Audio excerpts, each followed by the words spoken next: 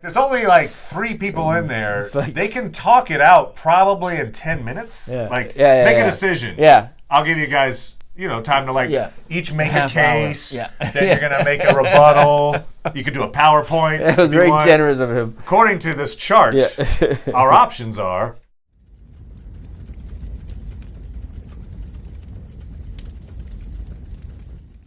Hey, Internet. It's Paul, it's Matt, the Dork Lords. We are here talking about The Mandalorian, the Season 1 finale, Redemption. So, we left off, cliffhanger, boom. That's right, ooh. When last we left our heroes, they were trapped. Right. In a bar on Navarro, and Moff Gideon and Death Troopers and a whole bunch of Stormtroopers Sure. had them cornered. Yeah. Meanwhile, it looked like our friend Queel, Nick Nolte, had been killed. Yes. Indeed, he had been. He had been killed. And Baby Yoda was in the hands of some scout troopers. That's right. So we pick up with scout troopers, having a little chat. Yep. Kind of doing like a little Pulp Fiction moment almost. Like, in a way, yeah. In France, they call them. Yes, on Tatooine, they call them. Right. It's a Royale with cheese. So...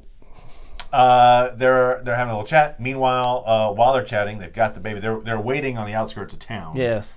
And I appreciated the scene. I thought there was some nice comedy there. Yep. Taika Waititi is directing this episode, known for his comedic flair. Sure. And we see it on display here. We do. It's on display.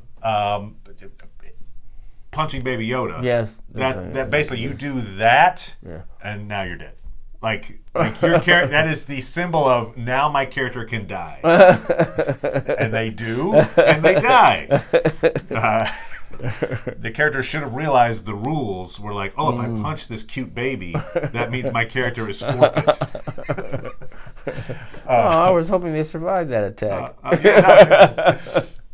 Great little scene there where they're taking pot shots, target practice, and they're missing. Nice. And what's great is that neither one of them calls the other out for missing. No. Like, it's just accepted. Like, yeah we miss. That's what we do. Like, it's like, oh, well, great shooting. No, it's like, damn, that's hard. Also, the blasé way in which they talk about, like, their buddies all getting killed off. Mm-hmm. Like, oh, yeah, well, when you get into town, you got to make a name for yourself, so you just kill a bunch of guys and... Oh, yeah, you already killed his second in command. Yep, that happens. Yep. You're like, it's the day-to-day world. It's like, could you update him? Like, well, he kind of killed somebody for interrupting him, so right. he could just sit out. So we'll just stay out here. A little side note, my little 6 degrees of separation, my Kevin Bacon moment is Jason Sudeikis plays one of those stormtroopers who gets killed off by IG-11. Way back in the day, we used to carpool in from Kansas City to Lawrence to do shows at a little coffee house. No one watched this, but so anyway, so I'm essentially in The Mandalorian. That's right, you are. Well, congratulations, it was excellent work. Did you like that? That was cool, wasn't it? Okay, no. Watch it back though, because you were hitting Baby Yoda. That's true. Oh, I was miming hitting Baby Yoda, so I'm probably doomed. No, And so IG-11 shows up.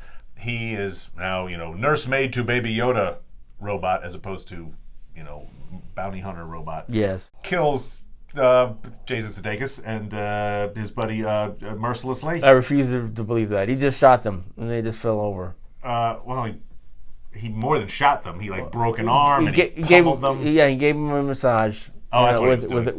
With a light. That's true. It was one of those Swedish massages. Yes, exactly. It was Ralphing. It was very intense. Yes, and it goes to a point. So we see. I'll jump ahead for a second. We see this later when. The character, the armorer, the Mandalorian armorer. Yes.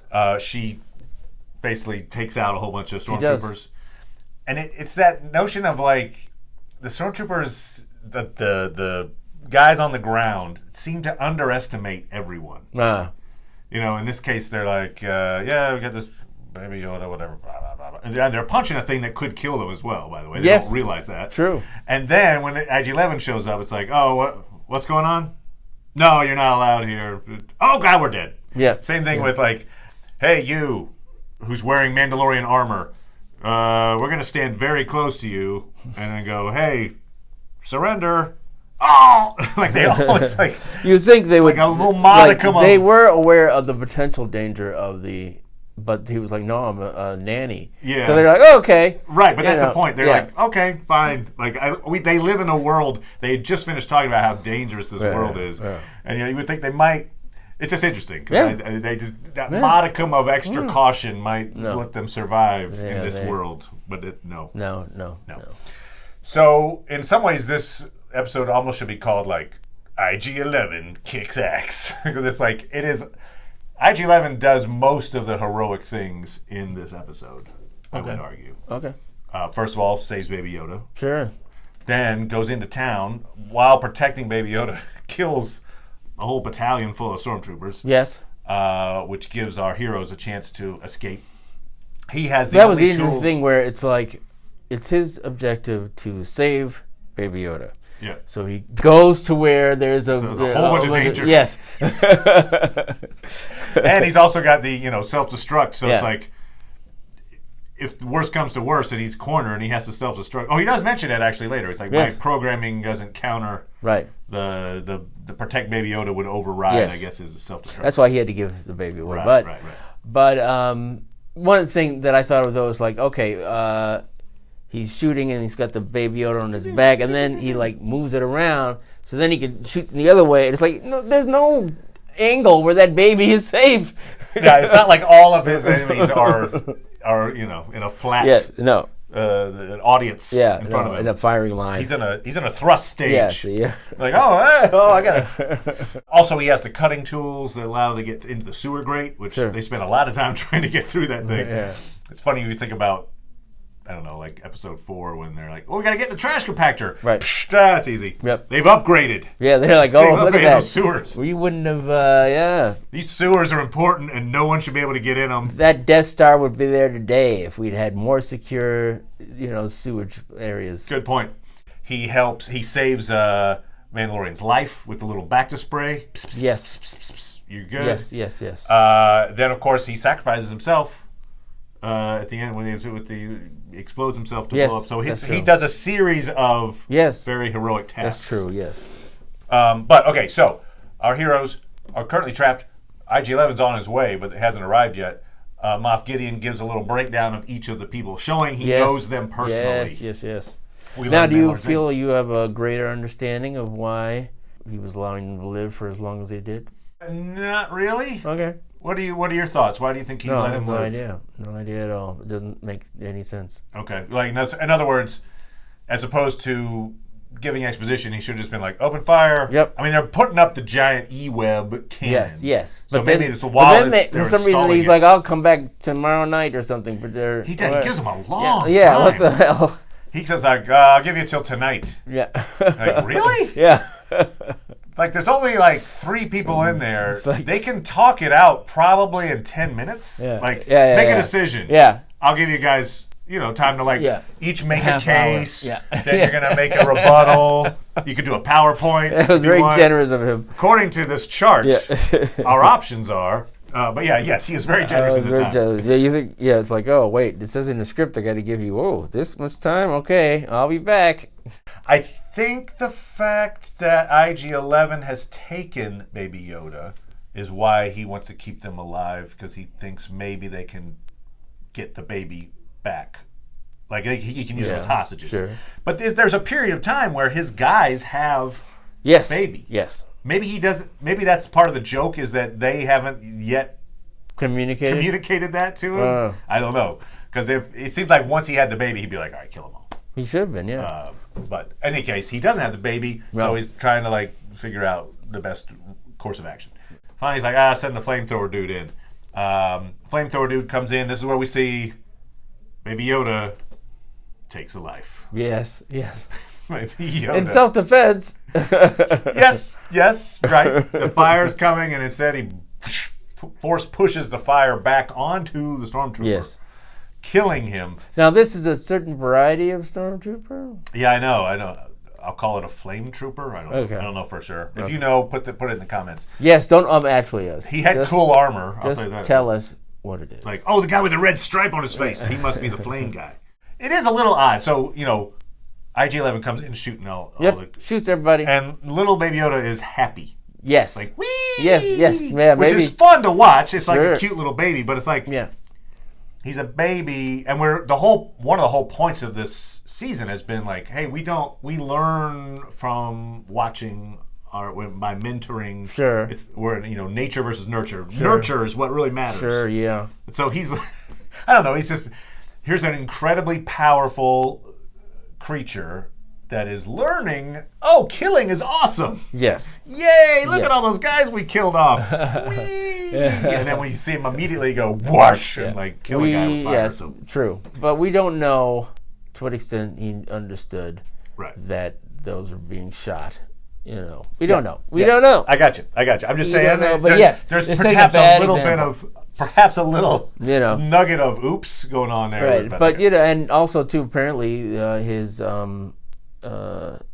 the nanny bot's understanding of safety doesn't include that keeping him safe from seeing any violence. Right.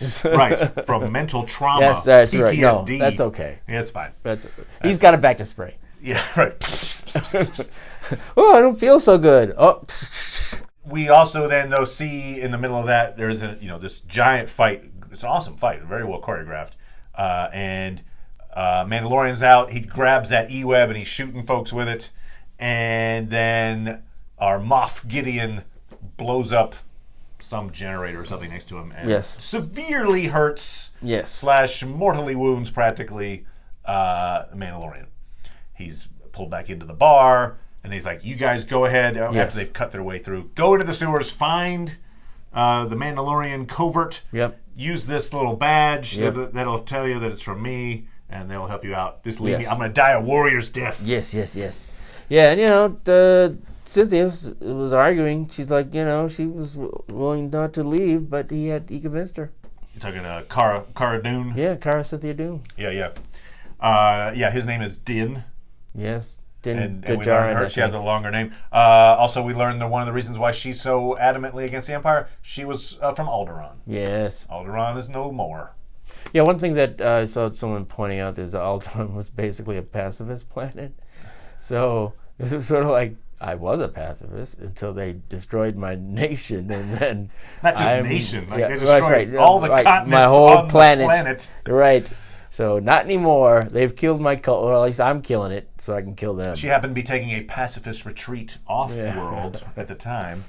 So that is the emanation of her hatred. He sends them away. They begrudgingly accept. They take Baby Yoda. Yes. Go off. IG-11 stays behind and is like, you know what? Here's a loophole. I know you can't show your face. I need to see your face in order to spray with the Bacta magic spray. I'm a robot. Droid. Doesn't count. Yeah. And, Mandalorian agrees. Like, you know what? That's fine. So here's the thing, though. You never heard of masks? I mean, it's like, make your little paper cutout thing, put it on your face. Okay, good, and I can spray your head. All right, are we good? I'm going to turn my back now so you can put the helmet back on. That's a great point. It's like, is it just I need to hide my identity, or is it the helmet? Yeah, I don't know. It seems like it's the helmet. Yeah. Because you never see them. Yeah, we're wearing little masks on. Or we're good. Like Mike Myers mask thing you could wear. No, that's good. Plus, it occurred to me that it's like, I'm just a droid. There's no worry about me. Yeah. Takes the helmet off. Takes a bunch of pictures. Throws them. Of course, there's no web. There's no internet. There's no internet. No internet. Post it on local actual bulletin boards. You could have a little show projected onto a wall. So everybody, here he is. Din Djarin, a.k.a. the Mandalorian.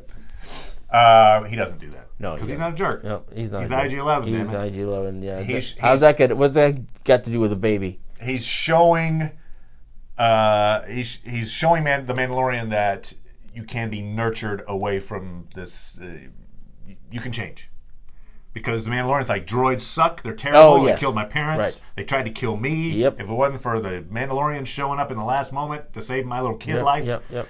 And so, boom, droids. And here's this droid is proving against the rules. Yeah. Like, aha, we can be good. You can be good. Yeah, to the point where, just after that, he's emotional about the poor droid having right. Droid's like, I must go sacrifice myself. He's like, I'm not sad.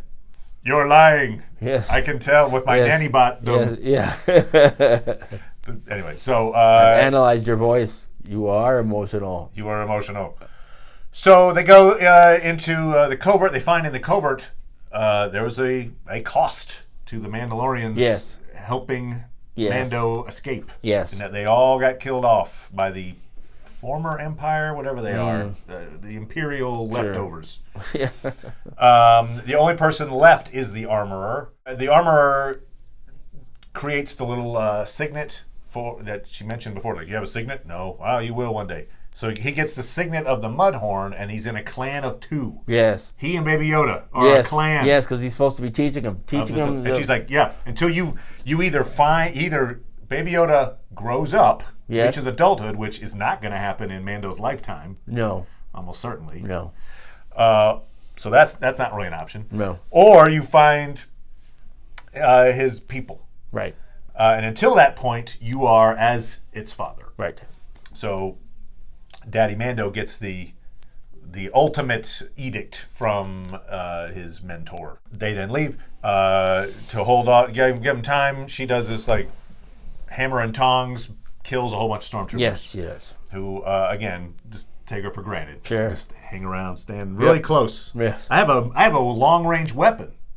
You know what I'm going to do? I'm going to get really close to the person who's holding items that can only attack me from about this far away.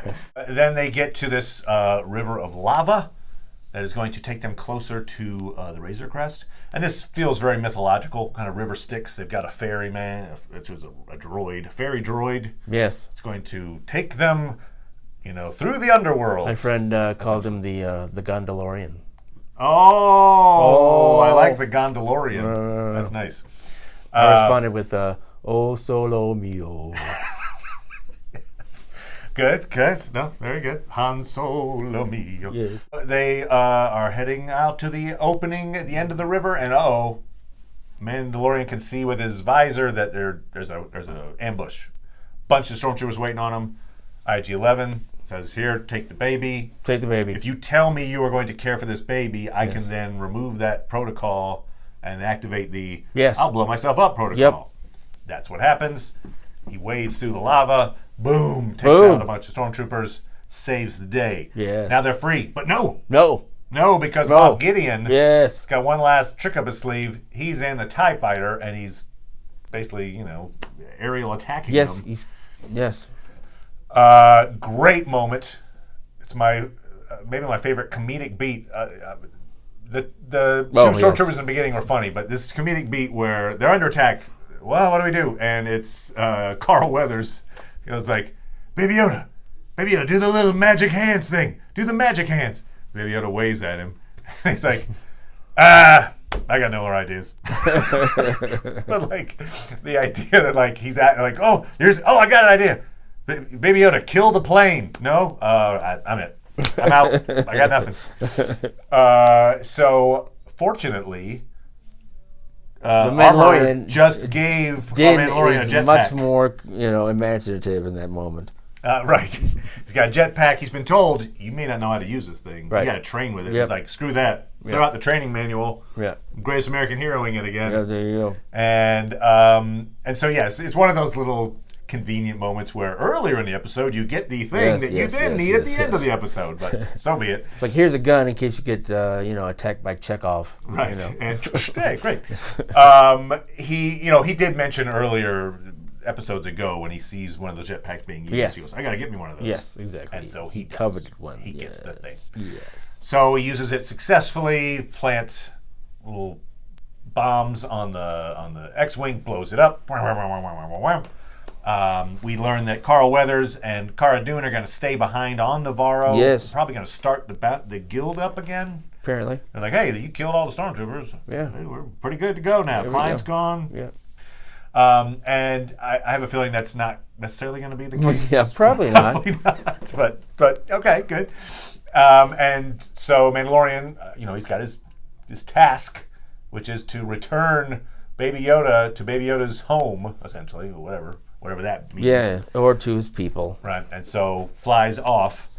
Before we get to the little NB, something I forgot. The Armorer does mention Jedi. sort of like, oh yes, there were these sorcerers that the Mandalorians fought, and perhaps these powers are related to that. So at least there was somebody that knew something about the job. Like, come on now. All right, thank you. Yeah. But at the very end, we see that, in fact, the Moff Gideon is not dead. Little Jawas are coming to... They're always there to, like, rip off ships. Yeah. But cuts his way out of the ship with the dark saber, which is a very important artifact featured heavily in Clone Wars and the Rebels cartoon. It's a unique item. It was crafted by the first Mandalorian to be accepted into the Jedi Order. It was then held in the Jedi Temple until a bunch of Mandalorians stole it. And then it's basically one of these like symbol of power things. Whoever's the leader of Mandalore typically like wields the dark saber. If I remember right, the only way you can actually acquire it is through combat. Like you have to defeat the current leader to get said saber, and then you can, it's mine. See, I'm worthy of being the leader. Interesting.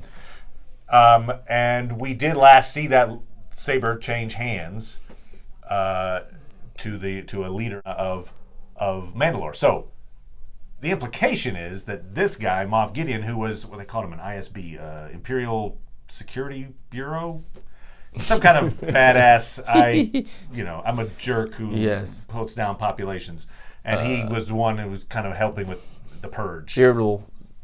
So systemic bowel.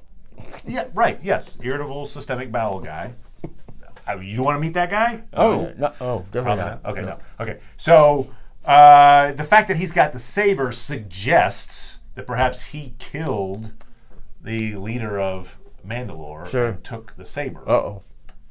Which then suggests to me, if we're talking like season 2, I see a plot line in which Mandalorian is forced to do combat with Moff Gideon, gets the saber back for his people, and then perhaps becomes in some way like the unofficial leader of Mandalore because he's wielding the dark saber. I'll be curious to see why he's got a connection to both the Mandalorians and this Yoda. He being Moff Gideon? Yeah. Because we did not learn why he wants Yoda. No, I thought they would reveal that in this episode. Yes. They did not. No. So it just makes the Star Wars universe seem even smaller. Oh yeah, just because to me, all the plot lines seem to converge. In other words, yes, it's like there was no special reason why, at least that I'm aware of, that this character had to have a saber that's connected to the Mandalorians, and that the Mandalorian now is the one who has this creature, and that's the creature that he wants. The guy who has the but it seems unlikely that there's any connection to Yoda, the baby Yoda, and any Mandalorian ever since, I think the coincidence is that it is a Mandalorian who went and rescued baby Yoda. I think otherwise it would kind of make it wouldn't be a small world thing. It would just be like, look, for instance, if instead of the Mandalorian it was Nick Nolte. Yeah. If Nick Nolte is like, I rescued the baby. Yes. You'd have Moff Gideon who did a purge on Mandalore. Right. Wants baby Yoda and he's being protected by an Ugnaught. Yeah. Instead, it's being protected by Mandalorian. But I don't know. In the scheme of like small universe things, it's not as bad as Anakin building C-3PO. That's okay. Great way to do that. Okay, so it's all tied together. All tied together. We do learn. I mean, we knew this already from earlier maybe episodes. we find out that Moff is the father of the baby. There you go. Yeah, that's what they look like in adulthood before they hit old age and they shrink back to babydom like Yoda did. It's confirmed that the Mandalorian is not from Mandalore and that you don't have to be born there to be a Mandalorian. It's a creed. You accept kind of the lifestyle and you can be called a Mandalorian. So it's not just everyone is from that planet. Yeah, what if they were going to use X and say the reason why we don't like it is X, It's our faces are only known to ourselves or whatever. Yeah, now maybe the holy Mandalore. And it's not every single Mandalorian doesn't have that creed. No. We've seen several occasions throughout the canon where they take their helmets off. Right. So it's a very specific group. I mean, maybe this this probably isn't why, but I'll just throw this out as a possibility. Maybe since they aren't all connected by race, to where the helmet just makes them all look the same. There you go. It's like, oh, look, I'm actually, but no, hey, together we're all look the same. Interesting. I don't know. We're on the same team. I was trying to piece this together with earlier, like in episode 2 or so, in the recap, I mentioned the hero's journey and how this was going about the hero's journey. And I still think that. Okay. I think we're maybe halfway through the hero's journey at this point. He's stopped at a motel. Right. He's halfway there. Halfway there. You're not going to get there in the next, couple of hours. So. He's living on a prayer. So, yeah, I mean, he got the call to action, which is save Baby Yoda. He refuses the call to action, gives up Baby Yoda. Meets with his mentor, the armorer, who kind of gives him some, good information. Remember, you're a moral person. Sure, of course. Has a change of heart, accepts the call to action, saves Baby Yoda. There's the thing where you then leave, you go to a new threshold. You cross the threshold. Oh. Because you got married? Leave your home, essentially. But also leaving the known. I'm a bounty hunter. That's what I do. Sure. Oh, now I'm actually I have to be a nanny now. Be a nanny. Mr. Mom. Right. He has to be Mr. Mom. We didn't see that episode, but yes, essentially he's Mr. So he leaves the known. Then you've got, eventually you get what they call the belly of the whale. Ooh. Which is a situation where you're trapped, in the proverbial bit, like the Jonah in the belly of the whale kind of moment. Yeah. Or I would say, correct. I would say in this moment, that would be when he is imprisoned on the big prison ship. They put him into the cell, and what that signifies is, his loss of his freedom, but also the loss of probably his identity. Sure. He loses Baby Yoda. Yeah. And so that's kind of that moment where then when he emerges from that is the hero's journey of emerging from the belly of the whale, your new sense of purpose. Okay. Then you have the road of trials, where you meet up with helpers and friends and people to aid you on your journey. Yes. So all of I land on Navarro, Sure. I get attacked by dragons, yes. I take on the client, sure. then I get Moff Gideon. Yes. All that stuff would be your road of trials. You then have what they call the meeting with the goddess, who is going to give you some kind of item that will aid you, and also maybe some important information. And maybe be cursed? Sure. In this case, it seems like the mentor and the goddess maybe are the same person, but the armorer gives him this jetpack, which is very useful, yes. and also gives him the road, which is you are now Baby Yoda's dad. Yes. Go, dad of Baby Yoda. Yes. And that's kind of seems where we leave off. I mean, the next step is typically what they call the atonement. Where they meeting with the father figure. This would be the Luke, I'm your father. Right. And then he falls into an abyss kind of moment. So it's that some kind of meeting with a father figure or something that doesn't necessarily go well. But I don't think Moff Gideon represents that just yet, so I don't know where that is. But anyway, it feels like that's the moment what we've reached, which maybe is a next season thing. Which, by the way, what do we think for next season? What are your thoughts? I mentioned already the thought that he might claim the saber and become leader of Mandalore, but that's not if that may be end of season 2, sure. Maybe it's even a season 3 thing. Yeah, I don't know. I mean, obviously, he's got to learn more about this creature, and be interesting to see what they establish from that. But I mean, I don't know if you can go 2 seasons without getting that information. About maybe Baby Yoda, you mean? Yeah, maybe at the end of the second season they'll be like, now we finally found him. Because I don't think it'll go that long. Well, there's a couple of bits of information that they need. One, they need to find out where he belongs, but then there's also the reason that everybody's looking for him. So that might be the one that they explore, and they might leave on the shelf the whole where does he go at the end of that. I have, if I'm doing the fanfic. Because I feel like that, just answering both questions in a single season might be too much. I got you. That is a lot to digest. Although I do see, this is the way I see it. This is me writing it. Which obviously, sure. is the best possible version of this. Yeah. Anyway, so I'm picturing a situation where first they try to find the planet of we'll call it the planet of Yodas. Okay. Right. Green, pointy-eared guys.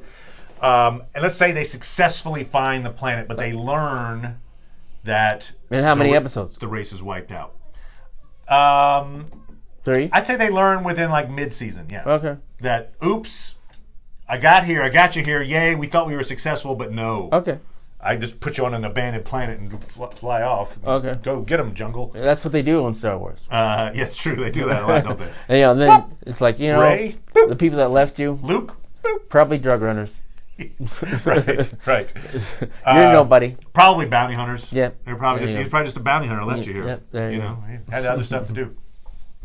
So discover that Baby Yoda is the last, and maybe that's part of the reason. It goes into why he's so important, because there isn't no one else that can do whatever the service that they need from this thing. Sure. So now the new directive is, okay, we'll use the Force. There was this thing about these sorts. Maybe he belongs with other Force users, and so maybe it's a seek out the Jedi or a. So first they'll see. Okay, interesting. And then how many more episodes is that? Yeah, exactly. Okay. That would be an end of season type thing, I would think. Like if he actually then because it followed the pattern of this season. First 2 episodes are myth building. Then the last 2 are. Right. It really did begin strong and end strong with the narrative, and in the middle was kind of like, a little episodic. Yeah, so they would have to change their pattern in the second season in order to do what you're saying, because you wouldn't start off the season by, or maybe you would. Oh, okay, well, here's this planet. Somehow, though, he doesn't have any information right now. Yeah. So that'd be a couple of episodes. And then, by the end of it, you're suggesting that... what is it? Maybe meet up with a Jedi. That's or right. something. And maybe but then does he just leave and then he goes back to his previous life, or? Well, my guess is you wouldn't answer that question in that moment. It would be like he meets up with a Jedi, but and there's also a huge problem because Moff Gideon is coming to attack the temple or whatever, and so he's got to help out in order to keep Yoda around. A thought would be that perhaps, since Dave Filoni is so involved in this show and was involved heavily in Rebels, you've got Ezra was the major protagonist in Rebels. Ahsoka was a character from Clone Wars and Rebels. Sure. Both of those characters are still alive at this time, and they're both very powerful Force users. Could imagine maybe Dave Filoni going, you know what? These guys aren't in any of the live action stuff. Let's bring them in. In fact, I take it back because Ahsoka is in the live action. You hear her voice when Rey is being talked to by people from the Force. Sure. So Ahsoka technically is in the live action stuff now. But I have a feeling maybe one of those 2 characters becomes, not even a cameo. Let's say a cameo that's like a to the broader canon. Sure. The way, because if you're going to meet up with a Force user, why not meet up with one that we're familiar with? Sure. And probably not Luke, right? Yeah. I mean, I guess we got a Mark Hamill stand-in. Be like younger. That would be a terrible idea, frankly. I think so. We cast Jim Jenkins as Mark Hamill. I guess what they could do, though, also one thing they could do is come along and he's in a training helmet. And they could have like Luke Skywalker talking to a mic so they could, and he's like, I'm not taking off my helmet. Yeah, no, I'm doing training. Yeah. So there you go. Just like my old time. And so or they ask me your questions. Or the Princess Leia in Solo him, or the they do Uncanny Valley. Uncanny Valley. Yeah, please don't. Please don't do that. I don't think it's going to happen. Anyway, if you've got thoughts for where you see season 2 going, let us know in the comments. But yeah, I enjoyed this season a lot. And as you mentioned, it started really strong. Probably the weaker section was in the middle, and then it ended really strong, which is what you want, really, from a series. If you're gonna choose a way to do it, that's the way to do it. Yeah, you don't do it bad, good, bad. Right. No, don't do that. So yeah. Anyway, awesome. Hope you guys enjoyed it as well. And we are going to be, thanks to some commenters, have encouraged us to do The Expanse. So we're going to talk about The Expanse. Ooh. I've also got a good friend of mine who I've mentioned on the show a few times. Theron is way into The Witcher. Yes. So we're going to do... And God also, bless him. And a commenter actually asked for a little recap of The Witcher. So we're probably going to do the season as a whole in one video. Eventually, later this month or later in January, we'll be talking about Picard. Thanks, everybody, and we'll see you next time. Bye.